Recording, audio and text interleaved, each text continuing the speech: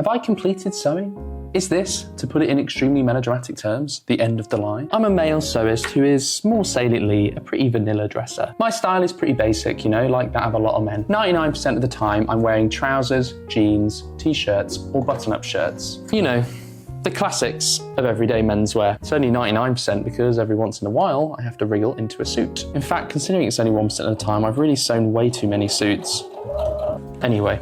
Point is, you're looking at a man who's sewn all of those things. Except for t-shirts, I just already have too many. Or at least you're now looking at a man who's putting together his first self-sewn button-up shirt. And I have to admit, while I was cutting it out, I had the thought, is this it? Am I just gonna make another 10 of these and then I'm done? I mean, what more is there to sew? I mean, what am I supposed to do? Sew for other people? And I guess there's still a whole universe of coats and jackets to discover, new techniques, new fabrics, new details to explore. But I think it does maybe shed a bit of light on an apparent contradiction, if you like, of sewing your own clothes as a hobby, especially if one of the reasons you do so is sustainability. I believe that I'll always want to sew new clothes, but I don't believe that I'll always need them, especially considering that I'm not, in my own opinion at least, a fashion person. I think I'm old enough now to expect that I'll probably keep dressing the way I do now for the rest of my, how should I say, mortal term. So I just kind of imagined that I'd put together a whole self-sewn wardrobe which eventually would be full. Sure, maybe I'd put on weight or change my posture, and maybe those clothes would end up just not fitting right anymore. And I mean, getting things to fit right was another big reason why I started to sew. But a lot of what I try and do in sewing is incorporate enough inlay and extra fabric into my seam allowances that I can, you know, account for those changes if I need to further down the line. Although, while making new garments obviously is fun and cool, I've so far approached the few modifications I have had to make with what can only be described as supreme reluctance.